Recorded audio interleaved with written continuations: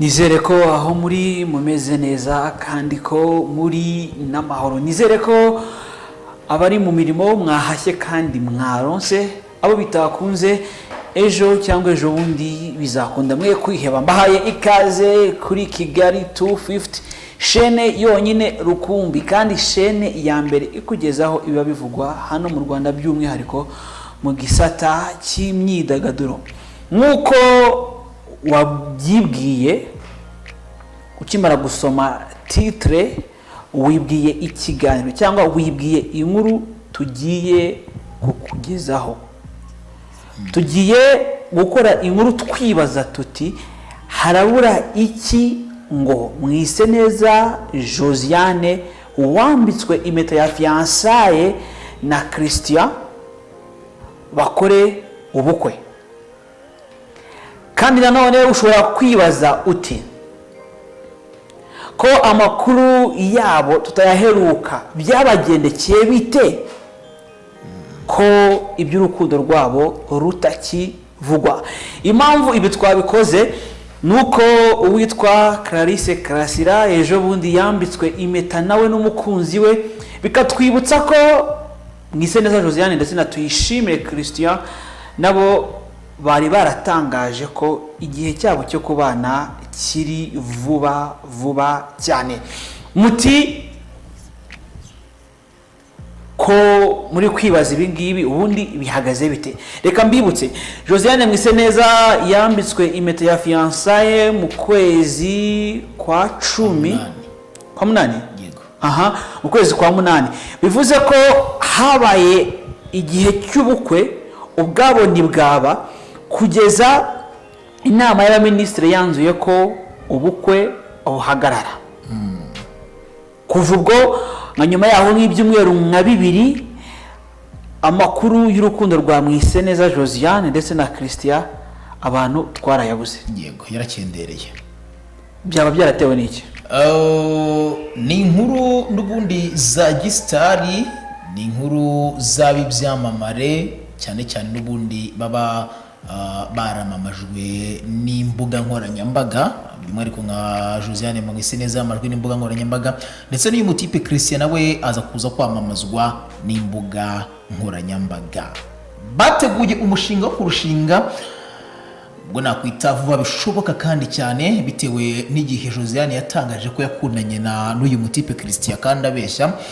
Yavuze ko bamaze igihe kingana n'imyaka 2 bari mu rukundo, ndetse mu nyuma aza gutangaza ko bakundanye babanje kuba inshuti mbere bahujwe n'akazi kuri ya boro y'uyu mujama mu binakoramo bya digital painting. Yego, bya graphic design, graphic design. Avuga ko ariho bamenyanye mbere aje kumwamamariza, yamara kumwamamariza bikaza kuza kuvamo urukundo, kakazi kakaba urukundo. Impamvu mvuga ko yabeshye Josiane Mwiseneza igihe bari bamaze bakundana, ijoro ko kitari kiregeje n'umwaka cyangwa se nawe rutarakageramo, ngendeye ku kuba Josiane yarabaye umuntu wakwamamariza company runaka nyuma y'umwaka 2019 agiye muri Miss Rwanda, akaba Miss Population mu mwaka 2019. Nibwo Josiane byibura yabaye umuntu wakwamamaza mu gikorwa runaka. Yakunze kugenda agaragara kenshi cyane yambaye imyambaro by'umwihariko iriho company y'umutipe, ariko biza kuza kurangira kugeza kuri uyu munsi amakuru y'abano bombe yaba Christian ndetse na Josiane Mwiseneza yarakendeye mu matwi y'abanyarwanda muri rusange. Birashoboka yuko impamvu yabyo yaba kwari ukwihuta mu kwemeranya ko bazabana, ngendeye ku bitekerezo byatangajwe na mbere yuko ku munsi wa mbere bakimutera ivi. Ibitekerezo byinshi byagiye bitangazwa bajya bavuga ko Josiane Mwiseneza yihuse kandi cyane. Bavuga yuko uyu musore Christian yihuse kandi cyane kumva ko ari ready kuba yashinga urugo muri ako kanya. Birinze gutangaza igihe nyamukuru cy'ubukwe bwabo, ariko baravuga ngo ni vuba. Ariko bavuga ko ari vuba kandi kwezi kwa munani ku mwaka 2020 byibura ubu bakunda n'abakurikira yumvaga ko bitagomba kurenza kwezi kwa 12 Josiane Mwiseneza atari umugore wa Christian mu buryo bwemewe n'Imana n'amategeko n'imiryango muri rusange. Tugeze mu kwezi kwa mbere mu matariki ya mbere, yego ariko nta kanunu, kuko uramutse usuye na Instagram ya Josiane Mwiseneza, ifoto iherukaho igaragaza Josiane ndetse na Christian, nakubwira ko ari ifoto imaze igihe kitari gito, by'umwihariko ku bantu bakundana babigoranye cyane yuko wabona umuntu amaze nk'icyumweru cyangwa se bibiri adapostinze umukunzi. Ifoto iheruka igaragaza Christian na Josiane Mwiseneza ni ifoto bahizeho ku itariki 11 z'ukwezi kwa 10 umwaka wa 2020. hashize amezi atatu, sibyo? Arashyira atatu deja yuzuye atatu. Yego, Josiane Mwiseneza atagaragariza ba bantu yeretse umukunzi we ko hari imishinga imwe n'imwe runaka afite, cyane cyane umushinga wo kuba Josiane Mwiseneza yazaba umugore cyangwa se yiteguye kuba umugore wa Christian wahazaza. Bo tutarabenga aho ngaho unyemerere nkubaze, hari inkuru n'ubundi zavuzwe yuko cyaba cyaratumye Christian yihutira gutera cyangwa yihutisha gutera ivi Mwiseneza Josiane, haba harimo no kuba yuko hari ukuntu byaba byaragenze. Ese iki cyaba ari igihamya cyuko hari uko byagenze mbere yuko Josiane Mwiseneza bamuterera ivi, cyangwa byahabwa ikindi gisobanuro cyuko we na Christian we n'umukunzi we babaye bahisemo kugenza gake cyangwa kugenza make iby'urukundo rwabo, either bitewe n'ibihe turimo, yego, cyangwa binatewe nabo ubwabo nabo ibihe birimo. Mbere yuko ikibazo kinsubiza, ibyo bibazo byo bimaze kukubaza, ugendere ku kuntu abandi ba star iyo bambitswe impeta cyangwa bambitse impeta, ngira ngo wagiye ubibona kuri Bahavu Jeannette yakoze ubukwe, ndizera ko yagize ibihe byiza, wagiye ubibona kuri Aline Munezero wo muri Bamenya no mu zindi filme, ubona ko n'abantu bari excited, abantu bishimye cyane cyangwa bishimiye cyane kuba barambitswe impeta, cyangwa bishimiye cyane kuba hari ubukwe bwabo buri hafi. Yego, ibyo bigatuma n'abantu bavuga bati nubwo ubukwe butari hafi ariko byibura tuza amakuru y'urukundo rwabo. Kuri iyi couple ya Mwiseneza Josiane, ku mafoto bashyira hanze abatariho caption, ku mafoto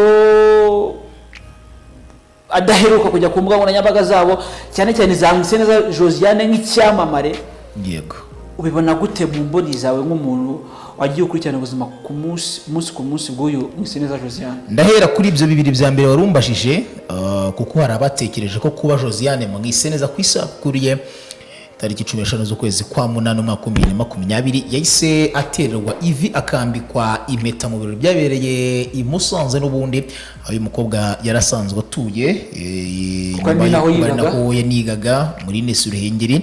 Hari yabibajije yuko Josiane Mwiseneza yaba yarambitswe impeta huti na Christian bitewe nuko Josiane Mwiseneza yaba atwite.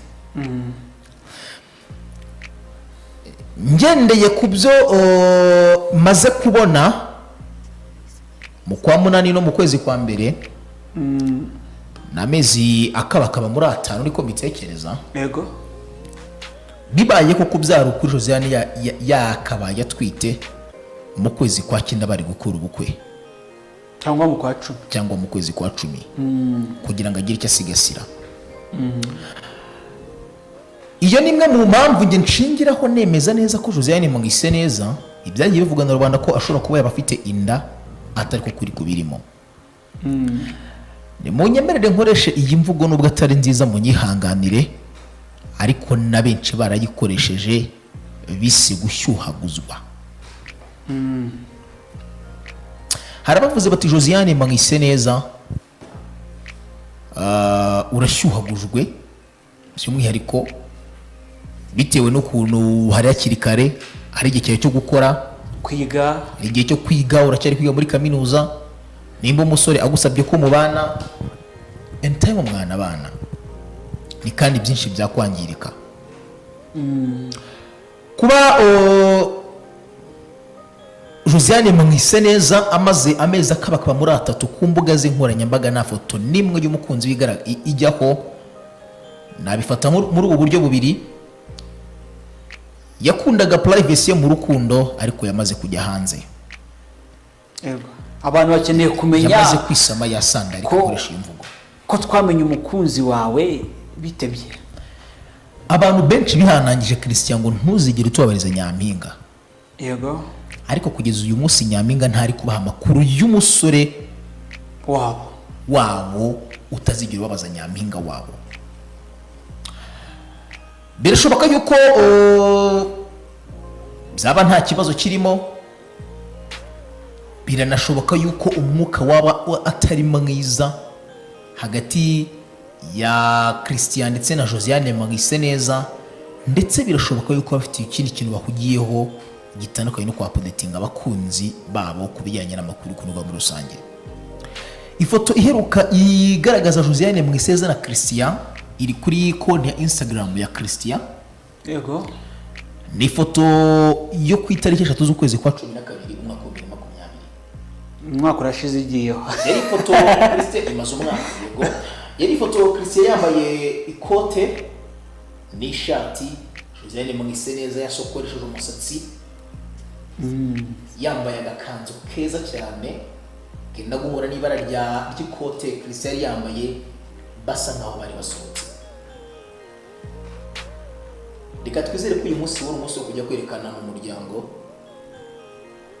Umusore yagiye kwerekana umukobwa cyangwa se umukobwa agiye kwerekana umusore, ariko as soon as possible ubukwe bwari bukimana, kuko bitabaye ibingibi bazaba nka J.Rwanda wateye ifi ku itariki ya 2 z'ukwezi kwa 2020 akaba muzi umwaka gipfukamye. Byashoboka nabyo, cyangwa bikaba ni benshi, ingero ni nyinshi cyane. Uribuka uno umukinnyi wa filime uherutse gutera ivi akisubiraga Celestin Gakwaya. Ego, Gakwaya, nkaka hari n'abandi benshi byagiye bibaho bavuga bati umuntu tuzabana, abantu Christian isubiye abantu bizagenda gute. No kuvuga ngo rero dukeneye kumenya, cyangwa mwe mutwumva twagira ngo tuba updating yuko mu by'ukuri nawe uzi irengero ku mubano wa Mwiseneza Josiane ndetse na Christian.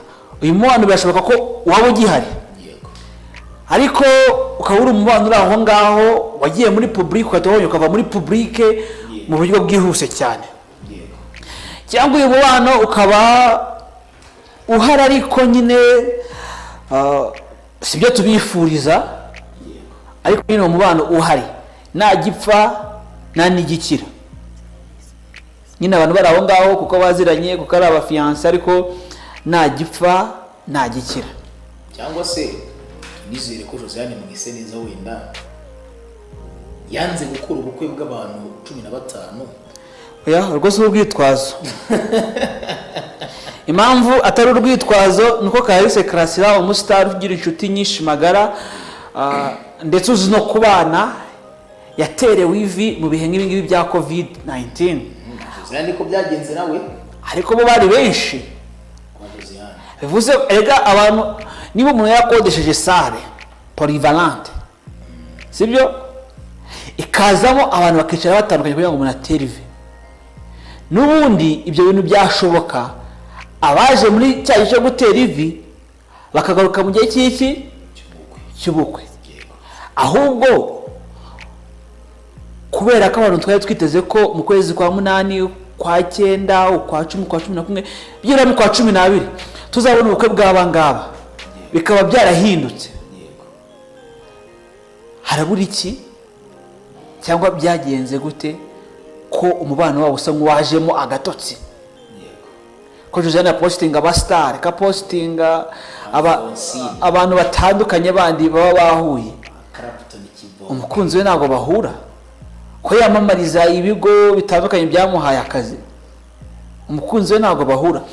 So byari ukwibaza mu by'ukuri aho aba bombi baherereye no kubahwitura kugira ngo urukundo rwabo twongere turubone muri public, kuko ndabizi neza ko buri munyarwanda yishimira Mwiseneza Josiane, ariko kuba byibura n'agapost kwifuriza umukunzi wawe umwaka mushya, sheri umwaka uzatubere, sheri utwo tupost wagiye tubona muri no minsi ya mbere y'uno mwaka, Imana izakurinde corona, izakurinde covid.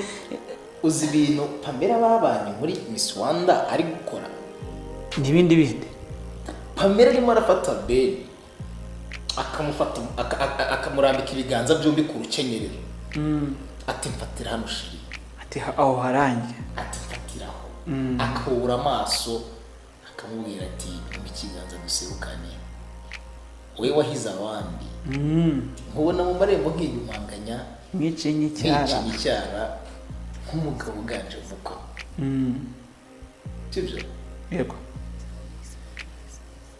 Nugukunda ugaterwa ishema no gukunda,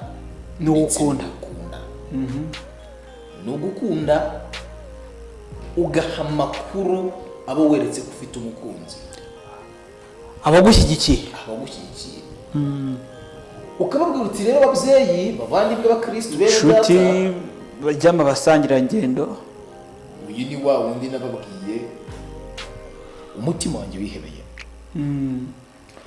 So njye ntabwo navugaho byinshi, naharira umwanya abadukurikiye bagatangaho ibitekerezo by'umwihariko muri rusange. Mwe muratekereza muri muziki hashize post ya Mwiseneza yirukaho mu kwezi kwa 11, ni igihe kinini cyane, nyuma y'amezi 3 yambitswe impeta, ni igihe kinini cyane, hashize 3 none urukumbuzi narwo ni rwishi.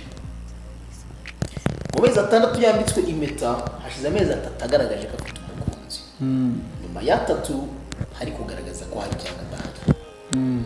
Nitwa Janvier Romeo, cyogere mu nkuba indwanyi cyane. Abadukurikiye mutarakora subscribe, twizere ko murakora subscribe, ndetse n'ababanye natwe barakoze subscribe. Imana ibarinde, mujye mwibuka gukora share, kandi mujye mwibuka kudusura umunsi ku munsi. Be blessed.